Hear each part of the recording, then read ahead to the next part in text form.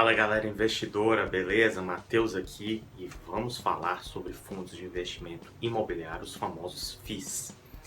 Esse vídeo, pessoal, vai ser bem completo, então você tem várias opções de como consumir esse conteúdo, de como ver esse material. Você pode ver por partes, ou você está empolgado, vamos aprender tudo sobre FIIs, ver tudo. Vou falar o que é, os principais tipos, quais riscos e quais as melhores estratégias. Aí falar um pouquinho da minha carteira também, da minha estratégia em geral e especificamente nos FIIs, no que é que eu estou investindo, tá bom?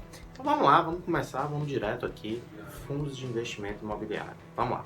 A sigla FII, né, que é Fundo de Investimento Imobiliário, está se tornando cada vez mais popular e comum no mercado. Teve uma subida estrondosa em 2019, começou janeiro da mesma situação e, naturalmente, como a gente fala no mercado, deu uma respirada. Pode ter sido algum grande investidor, algum grande vendedor, vários grandes investidores vendendo suas cotas para embolsar esses lucros, ou pode ter sido alguma outra coisa, enfim, mas a queda da Selic favoreceu investimentos nesse título. Para vocês terem ideia, a Selic hoje está em 4,5% e tem fundos que pagam proventos de 6, 7, até mais. Então, realmente, você tem aí aquele velho comparativo do CDI, né? Alguns fundos pagando até 200% de CDI. Lembrando que ainda há propostas de tributar, né, os proventos dos fundos imobiliários, mas ainda são isentos de imposto de renda, e essa aí já é a primeira vantagem dos fundos imobiliários, a que mais chama a atenção do investidor. Porém, eu já ressalto aqui um dos cuidados, é que não olhe só o dividend yield, não olhe só a relação da cota com o dividendo que o fundo paga. Vou dar aqui um exemplo, por exemplo, do BBPO11, que é um fundo que tem agências bancárias do Banco do Brasil, pagam dividend yield. O dividend yield, né, gente, é a relação entre o preço da cota e o aluguel pago pelo fundo. Brilhante, ele é mais de 7%. Varia aí dependendo da janela temporal, mas o cuidado que você tem que ter é que os contratos com as agências bancárias, você vai em agência bancária, né? Eles vão ali ter um prazo determinado, então tem que ver se vale a pena. Esse preço está contemplando esse risco. Hoje em dia o próprio Banco do Brasil tem bastante agência, mas já reduziu, e as agências tendem a ficar cada vez mais raras com a competição dos bancos com as fintechs, os próprios bancos, os bancões, né? Banco do Brasil, Itaú, Bradesco, etc., investindo muito em tecnologia. Hoje em dia você resolve tudo, né, pelo celular. E aí nós temos uma situação, gente, que é o seguinte: não só os proventos, não só quanto que o fundo paga é um fator. Você deve pesquisar o administrador do fundo, quais são os imóveis em que ele investe, qual a vacância daquele imóvel. Matheus, não tenho tempo para fazer isso tudo. Beleza. Então você pode assinar relatórios, você pode ir em sites como FIIs.com.br. Se você digitar fundos de investimento imobiliário FIIs no Google, vai aparecer um monte de sites que você tem, inclusive os sites das próprias empresas. Quineia, HGLG, enfim, o próprio BTG Pactual, XP. Todos os gestores, os administradores dos fundos têm todas as informações. Você não precisa nem pagar para isso. Agora, alguma coisa você vai ter que fazer, né? Gastar seu tempo, no caso é investir seu tempo, ou comprar já algum relatório aí de empírico, sono, enfim, perguntar para mim, a gente faz uma pesquisa, mas o dinheiro é seu. Então realmente eu sempre trago essa questão da responsabilidade do investidor, porque não adianta ficar culpando Matheus ou qualquer pessoa, não. O dinheiro é seu, você deve, embasando-se, né? Por isso que eu sempre defendo a educação financeira, de forma independente, vendo todas as opiniões e decidindo o que é melhor para você. Isso que eu fui falando. Então vamos classificar um pouquinho e falar o que é, né? O que é que pode ser para aqueles que por acaso caíram de paraquedas aqui e ainda não sabem o que é um fundo de investimento imobiliário. Então vamos lá. Fundos de investimento imobiliário, ou simplesmente FIIs, são conjuntos fundos de investimento. Então um grupo de investidores se junta, cada um tem aí uma cota, e o administrador do fundo, que obviamente cobra uma taxa por isso, uma taxa de administração, às vezes uma taxa de performance, dependendo do desempenho do fundo e do regulamento, para comprar imóveis, alocar da melhor forma o capital dos sócios, dos cotistas. Então nós temos fundos de todos os tipos que investem em hospitais, agências bancárias, imóveis comerciais, prédios, enfim, tem fundo que é um prédio todo ali, a Torre Almirante, por exemplo, o Edifício Senado, enfim, tem fundos que investem em outros fundos, né, são chamados FOFs, Funds of Funds, né? Nós temos também a situação, uma divisão que se pode fazer, galpões logísticos, né, que é um setor que cresceu muito em 2019, nós podemos dividir os fundos em dois, em fundos de tijolo e fundos de papel. Os fundos de tijolo são esses: hospitais, agências bancárias, shopping centers, né, os fundos de shopping também, que chamaram muita atenção, o VISC11, o XP Malls, né, o XP ML11, e nós temos também os fundos de papel, que são fundos que às vezes têm um risco menor, mas também podem ter uma volatilidade menor, né? Não necessariamente um risco menor, porque depende, da mesma forma que os fundos de tijolo dependem dos imóveis em que eles investem, os fundos de papel dependem dos papéis. E o que é que são esses papéis? São LCIs, CRIs, recebíveis, LCI, letra de crédito imobiliário, é um título de renda fixa. CRI também, com algumas características diferentes, por exemplo, a LCI é protegida pelo FGC, a CRI não. Obviamente que por isso, como o risco é maior, a CRI paga um pouco mais. Eu falei que tem menos risco, na verdade tem menos volatilidade. Esses dois conceitos são diferentes. Volatilidade, variação, isso faz parte da renda variável. Os FIIs, por mais que vocês possam ler por aí que é instrumento de renda fixa, é renda variável. Quem acompanhou o sobe e desce das cotas sabe disso. Ele tem um componente ali de renda fixa porque paga proventos, mas a ação também paga dividendo e continua sendo renda variável. É negociado em bolsa, enfim, ele está muito mais próximo da variável do que da fixa. Em relação a essa questão dos proventos, nós temos a grande vantagem dos FIIs, que chama bastante a atenção, que é a isenção de imposto de renda. Lembrando que a cota, a valorização da cota, vou dar aqui um exemplo meu, a HGLG eu comprei a R$125, hoje está quase 200. Chegou a passar os 200, caiu um pouco, então eu tive aí R$80 de valorização, digamos, por cota. E esse valor, se eu vender, quando eu vender, alguns eu até já vendi, tive que emitir a DARF. O que é a DARF? É o documento de arrecadação fiscal, que aí você é tributado em 20% da sua renda. Muita gente não gosta de pagar imposto, eu acho que ninguém gosta no fundo, mas o imposto de renda é indicativo de você tem renda, então é indicativo de sucesso nos investimentos. Então não deixe de pagar, emita a sua DARF bonitinha, é um processo um pouquinho chato, podemos até gravar tutoriais sobre isso, mas uma vez que você vai fazendo, você vai pegando o jeito e vai ficando menos chato dividir esse lucro, né, com o nosso sócio, que é o governo. Então, continuando, galera, vamos falar um pouquinho aqui de estratégias, de riscos, passo a passo, como fizemos no Tesouro, e também falar um pouquinho da minha carteira de FIIs. Então, vamos lá. Estratégia, nós temos assim, como que um fundo, ele estreia na bolsa, ele começa a ser negociado? Bem, há várias possibilidades, mas uma das mais comuns é a oferta de cotas, né? Como nós temos o IPO para as ações, a Initial Public Offering, né? A oferta pública de ações, OPA, nós temos também que os fundos abrem sua oferta primária e aí novos cotistas podem entrar. Quando o fundo já existe, ele faz subscrições ou ofertas secundárias. E aí quem já é cotista pode participar.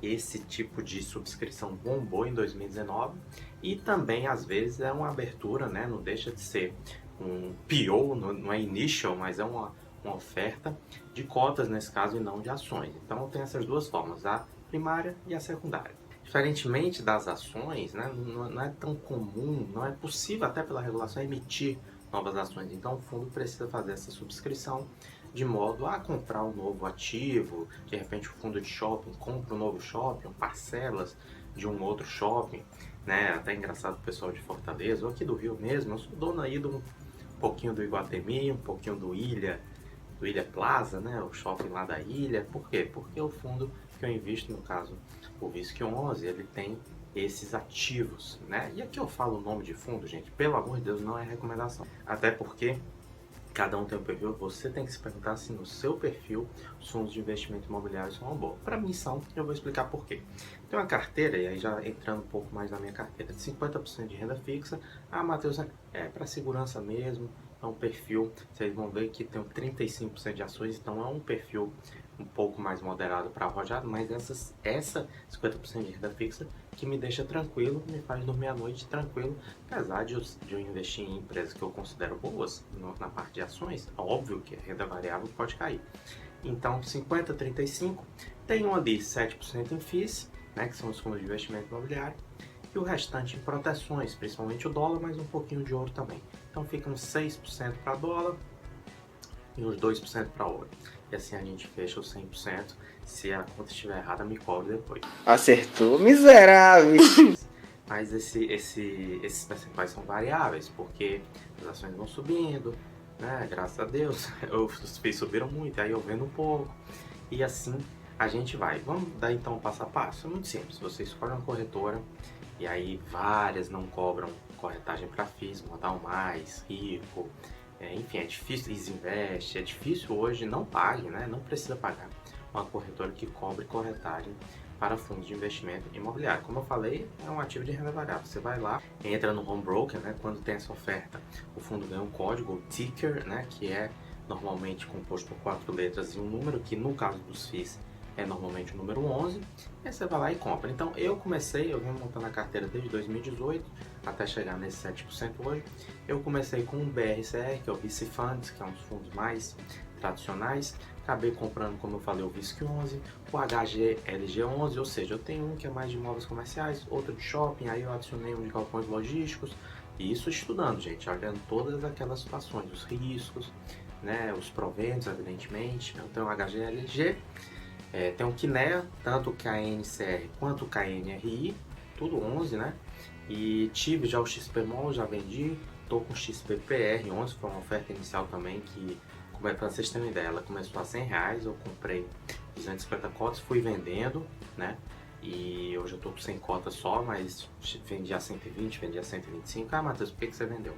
Justamente como ele valorizou muito rápido, de 100 para 125, 127, por 20 e poucos por cento em poucos meses, eu resolvi botar no bolso esse lucro e também não deixar os FIIs tomarem um percentual muito grande do meu portfólio, porque a minha estratégia assim não quer dizer que esteja certa nem errada, é apenas a minha estratégia. E aí, Matheus, você pagou imposto de renda? Paguei imposto de renda. Faz parte, como eu falei na primeira parte do vídeo, é um indicativo de renda, o que é sempre muito bom. Mas vamos falar então um pouquinho de riscos, né? Mais uma vez, eu tenho que repetir porque esse ponto é importante, isso não é recomendação de investimento. Eu estou aqui abrindo um pouco a minha carteira para vocês entenderem que existem fundos de várias possibilidades, né? Inclusive eu estudei bastante cada um deles, os imóveis que eles investem é justamente esse tipo de risco. E por que você está contando isso, Matheus? Para te ajudar, porque por mais que eu tenha estudado, e eu não trabalho com isso. Então, assim, eu trabalho com a educação financeira, eu não trabalho na análise de fundos imobiliários, melhor explicando. Então, assim, eu posso errar, eu já assumo que eu posso errar. Então, por isso que eu calibro as posições. Eu não vou vender meu carro, vender minha casa para comprar ações e não sugiro que ninguém faça isso. Apesar de todo mundo ser adulto, como eu falei no início, a responsabilidade é de cada um, mais como educador, né, como professor, eu pretendo ensinar a forma que eu considero correta, e não sou só eu, né? A maioria dos educadores financeiros sérios, né, que eu sigo, e os grandes investidores fazem isso, né? Vamos falar um pouquinho de risco. O primeiro risco é o risco de mercado. Nós temos aí que os fundos subiram muito em 2019, com a Selic caindo, os fundos ficaram atrativos, porém existe essa questão do emprego, né? A inadimplência, toda a questão de mercado, a confiança do investidor afeta, a confiança do consumidor afeta. A gente tem que lembrar que no fundo, da mesma forma que as empresas são ações, os fundos são imóveis. Então, se é um fundo de shopping, tem lá o lojista que tem que pagar o aluguel para o cotista do fundo, no final das contas, receber. Lembrando, gente, que não há garantias, né? Houve casos já de fraudes, por isso que eu digo que é sempre bom estudar, e não tem FGC para fundo imobiliário, mas sempre dar uma boa estudada no gestor, na gestora, que é um administrador do fundo. E esses maiores, eles têm um grau de confiabilidade maior, né? A KINEA, o BTG, que é quem administra, por exemplo, o BC Fund, o Credit Suisse lá do HGL, enfim, eles têm, né, mais status, digamos assim. Para a própria XP hoje já está no top 10 de gestoras de fundos. Então, primeiro risco de mercado. Como é que você combate isso? Estudando, analisando bem e arriscando. Não tem jeito, para ganhar um pouco mais a gente tem que arriscar um pouco mais. É a lei do capitalismo, a lei da vida. Segunda situação, tem o risco de liquidez. Por mais que os fundos tenham se popularizado, mais investidores entraram, né? O número de investidores em FIIs praticamente dobraram, ainda é um mercado pouco líquido. Então, alguns fundos, principalmente, eles podem ter uma distorção de preço Quando um grande vendedor vende, obviamente cai, e quando alguém compra, alguém grande ou vários pequenos investidores compram, a cota sobe, o que é bom, mas fique ciente que é um ativo de renda variável, então o risco de liquidez pode ser que no momento, se você for milionário, estiver vendo esse vídeo, quem não é ainda vai ser, hein? Se for do seu interesse, obviamente. Você pode não conseguir vender naquele exato momento. Agora, vamos combinar, gente, que a liquidez dos FIIs é muito, mas muito superior à dos imóveis físicos, né? Quem tem casa de praia, quem já teve, os pais, enfim, sabe que não é fácil vender quando você quer. Então a cota, às vezes você não consegue no preço que você quer, exatamente no dia que você quer, mas com um pouquinho de paciência você tem, mas existe o risco de liquidez. Existe o risco, como eu falei, de governança, o risco de alguma fraude, de alguma situação desse tipo. Tem o risco do imóvel em si, que é o risco de vacância. Você tem que olhar se as taxas não estão altas pelo que o fundo te paga, né? Tem taxa de administração de 1,5%, tem taxa de 1,7%, enfim, isso varia muito, como eu disse, nesses sites, e no próprio site do fundo você tem todas as informações, tá bem? Pessoal, acho que assim a gente finaliza esse assunto, né? Tem muita coisa para falar, eu não falei de tudo, obviamente, mas eu acho que a gente percorreu bem. Parte da tributação, os proventos, os aluguéis ainda são isentos de imposto de renda, o ganho de capital você paga 20% em cima do lucro. Falamos das vantagens, é muito mais simples, menos burocracia do que o imóvel físico, maior liquidez, você tem mais segurança até, né? O imóvel físico pode ser, sei lá, assaltado, né? Pegar fogo, óbvio que o imóvel do fundo imobiliário também pode, mas é um risco mais pulverizado.